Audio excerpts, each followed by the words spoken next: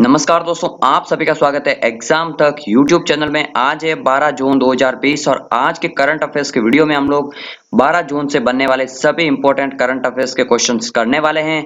साथ में मैं आपको हर एक क्वेश्चन के साथ साथ एक्सप्लेनेशन भी बताता जाऊंगा, जिससे आपका स्टैटिक्स जीके भी काफी ज्यादा इंप्रूव हो जाएगा। लास्ट में मैं आपसे एक सवाल भी पूछूंगा जिसका आंसर आपको कमेंट बॉक्स में देना है। तो वीडियो को पूरा देखिए, वीडियो काफी ज्यादा नॉलेजेबल होने वाली है। एंड चैनल को सब्सक्राइब जरूर कर लीजिए, वीडियो को लाइक कीजिए, शेयर जरूर कर दीजिए। स्टार्ट करते हैं आज का वीडियो। पहला क्वेश्चन कौन सा है? हाल ही में जारी खाद्य सुरक्षा सूचकांक में कौन सा राज्य शीर्ष स्थान पर रहा?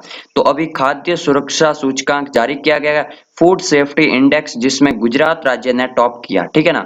तो ये बात आपको ध्यान रखनी है। गुजरात का नंबर 1 स्थान रहा, तमिलनाडु दूसरे नंबर पर था, महाराष्ट्र तीसरे नंबर पर था। ये आपको ध्यान रखना है। टॉप 3 मैंने आपको बता दिया। गुजरात नंबर 1 पर, तमिलनाडु सेकंड पर और महाराष्ट्र तीसरे नंबर पर। ये तो रहा बड़े राज्यों की बात। अगर छोटे राज्यों की बात की जाए तो गोवा सबसे टॉप पर रहा छोटे राज्यों में। ओके, इसके अलावा अगर केंद्र शासित प्रदेश की बात की जाए, यूटी की बात की जाए, केंद्र शासित प्रदेश, तो चंडीगढ़ टॉप पर रहा। तो ये सब आपको याद रखना है खाद्य सुरक्षा सूचकांक के बारे में। अब बात है गुजरात की, तो गुजरात के बारे में आपको बता देता हूँ। राजधानी कौन सी है? गांधीनगर राजधानी है। राज्यपाल अभी कौन है? गवर्नर है आचार्य देवव्रत। मुख्यमंत्री अभी कौन है? मुख्यमंत्री हैं अभी विजय रूपाणी। तो ये आपको गुजरात के बारे में याद रखना है। इसके अलावा गिर नेशनल पार्क गुजरात का फेमस है। इसके अलावा कच्छ का रण नेशनल पार्क भी फेमस है, उसको भी आपको याद रखना है। वो भारत का पहला मरीन नेशनल पार्क है कच्छ का रण। ओके, तो वो भी आपको याद रखना है। अगर सुबह सुबह आप लोग जल्दी उठते हैं, वीडियो जब भी आपको मिलता है, आप लोग करंट अफेयर्स का ये वीडियो जरूर देखिए। कुछ ही दिनों में आपका जीके काफी ज्यादा इंप्रूव हो जाएगा, क्योंकि इसमें आपको साथ साथ में GK plus statics GK and आपको करंट अफेयर्स भी मिलता है। तो इससे आपका जीके एंड नॉलेज काफी ज्यादा इंप्रूव होगा। चैनल को सब्सक्राइब कर लीजिए, डेली सुबह सुबह वीडियोस देखिए, सभी दोस्तों के साथ शेयर कर दीजिए।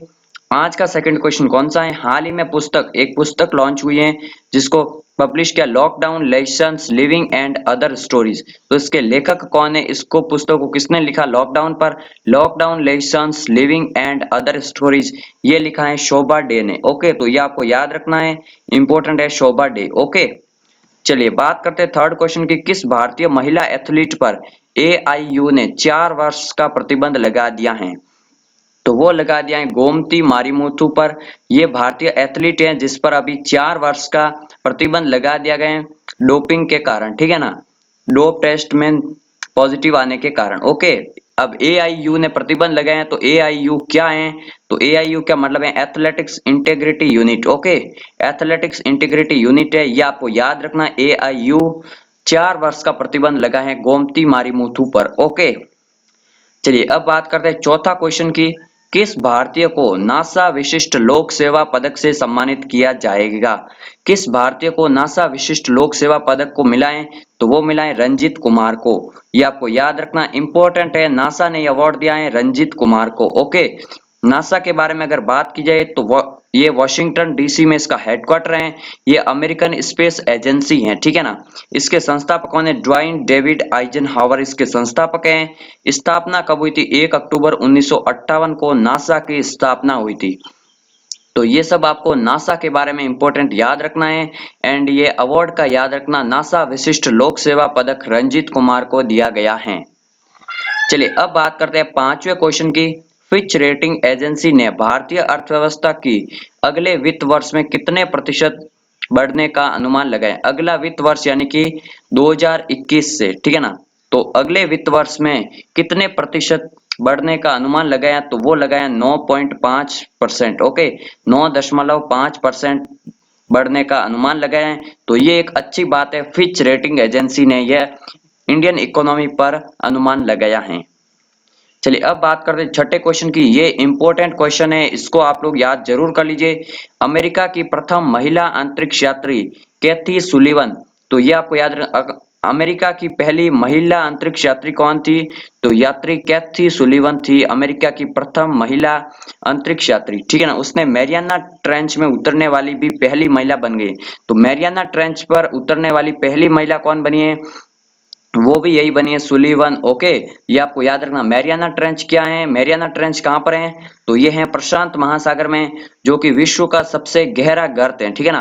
प्रशांत महासागर में फिलीपींस देश के पास में स्थित है, जो विश्व का सबसे गहरा है, 11,000 मीटर कुछ है, ठीक है ना। इतना अधिक गहरा है पानी के अंदर समुद्र में, ठीक है ना।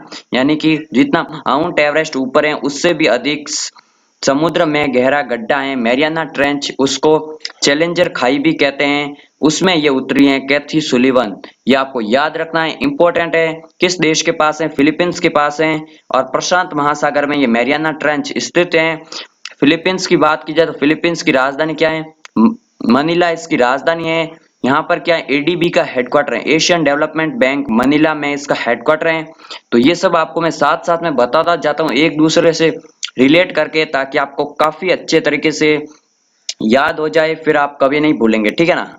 अब बात करते हैं सातवां क्वेश्चन, ये भी इंपॉर्टेंट है। कौन सा पुरस्कार कोरोना वायरस के कारण रद्द कर दिया गया है, तो अभी कौन सा पुरस्कार है जिसका 2020 में अभी उसको नहीं दिया जाएगा, तो वो है रेमन मैग्सेसे पुरस्कार, ठीक है ना। इंपॉर्टेंट है, एशिया का नोबेल पुरस्कार किसे कहते हैं, तो रेमन मैग्सेसे पुरस्कार ही को कहा जाता है एशिया का नोबेल। ये फिलीपींस द्वारा ही दिया जाता है, फिलीपींस की सरकार द्वारा। ये आपको याद रखना है। 2019 में किस भारतीय को मिला था, तो एनडीटीवी के रवीश कुमार को ये मिला था। पत्रकारिता के क्षेत्र में 2019 में रवीश कुमार को मिला था रेमन मैग्सेसे पुरस्कार 2019 में। 2020 में ये किसी को नहीं दिया जाएगा, क्योंकि इसको रद्द कर दिया है कोरोना वायरस के कारण। ओके, तो ये आपको याद रखना है, फिलीपींस दिया जाता है। 1958 से स्टार्ट हुआ था ये, तो ये भी आपको याद रखना है, 1958 से इसको शुरू किया था अवार्ड को। फिलीपींस के पूर्व राष्ट्रपति हैं रेमन मैग्सेसे, जिनके नाम पर ये दिया जाता है अवार्ड।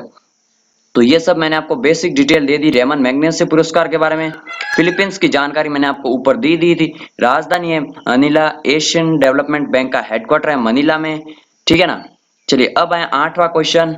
मर्सर के कॉस्ट ऑफ लिविंग सर्वे 2020 के अनुसार भारत का सबसे महंगा शहर कौन सा है, तो अभी एक रिपोर्ट आई है कॉस्ट ऑफ लिविंग सर्वे 2020, जिसके अनुसार भारत का सबसे महंगा शहर है बॉम्बे। ओके, मुंबई भारत का सबसे महंगा शहर है, और इसको टोटल ओवरऑल वर्ल्ड में 60वां स्थान मिला है, ठीक ना।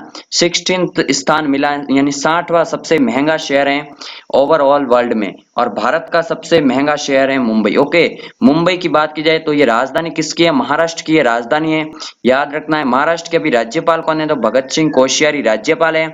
मुख्यमंत्री कौन है, उद्धव ठाकरे मुख्यमंत्री हैं। महाराष्ट्र की एक और ग्रीष्मकालीन राजधानी है नागपुर, तो वो भी आपको याद रखना है, नागपुर के बारे में भी। ओके, तो ये सब आपको मुंबई के बारे में याद रखना है। कॉस्ट ऑफ लिविंग सर्वे में सबसे महंगा शहर है भारत का बॉम्बे। चलिए आज का नवा क्वेश्चन कौन सा है, आईसीआरए के अनुसार भारतमाला परियोजना में कितने वर्ष की देरी हो सकती है, तो अभी कोरोना वायरस के बाद आर्थिक मंदी के कारण भारतमाला परियोजना में कितने वर्ष की देरी हो सकती है, तो वो हो सकती है 4 वर्ष की, अप्रोक्सीमेटली 4 वर्ष की देरी हो सकती है भारतमाला परियोजना। भारतमाला परियोजना क्या है, तो ये भारत के सभी तटीय बंदरगाह हैं उनको एक पूरी की पूरी हाईवे रोड बनाई जाएगी, एक्सप्रेसवे, एंड इसके अलावा बॉर्डर के पास भी एक हाईवे बनाया जाएगा, तो उसको कहा जाता है भारतमाला परियोजना, ठीक है ना। पूरी डिटेल में मैं आपको कभी किसी और वीडियो में बताऊंगा। तो इससे भारतमाला परियोजना यानी कि नेशनल हाईवे प्रोजेक्ट है, जिसको पूरे कोस्टल एरिया में बनाया जाएगा, प्रमुख 12 बंदरगाहों को जोड़ा जाएगा, इसके अलावा और भी बॉर्डर एरियाज को भी जोड़ा जाएगा। तो ये है भारतमाला परियोजना। अब इसके अलावा आईसीआरए क्या है, जिसके अनुसार ये देरी हो सकती है, तो आईसीआरए की स्थापना हुई थी 1991 में।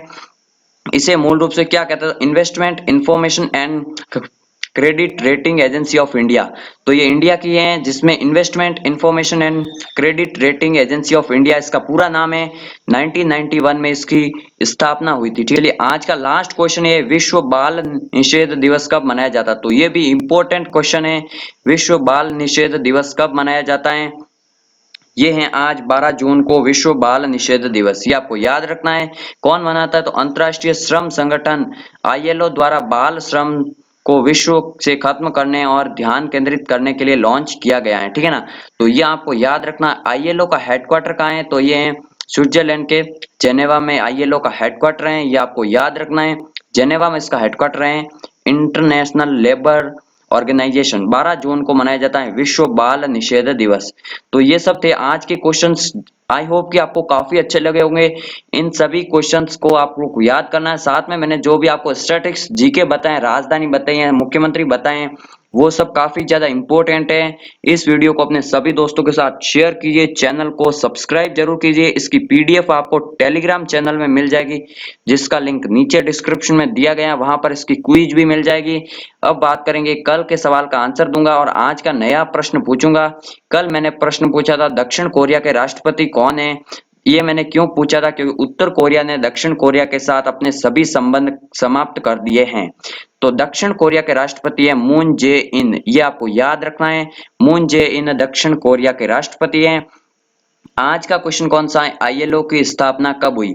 आईएलओ इंटरनेशनल लेबर ऑर्गेनाइजेशन आज क्या है, अंतर्राष्ट्रीय बाल निषेध दिवस है। आईएलओ की स्थापना कब हुई थी, ये आपको क्वेश्चन, इसका आंसर आपको कमेंट बॉक्स में देना है। इसका हेडक्वार्टर मैंने आपको बता दिया है, जेनेवा में इसका हेडक्वार्टर है। स्थापना कब हुई थी ये आपको बताना है कमेंट करके। अगर ये वीडियो अच्छा लगा तो चैनल को सब्सक्राइब करके पास में दिख रही बेल आइकन को जरूर दबा दीजिए, ताकि आप हर नया ऐसा वीडियो पा सके। टेलीग्राम चैनल ज्वाइन कर लीजिए, जहां पर आपको डेली क्विज पीडीएफ वगैरह मिल जाएगी। मिलते हैं एक नई वीडियो में, तब तक के लिए जय हिंद जय भारत।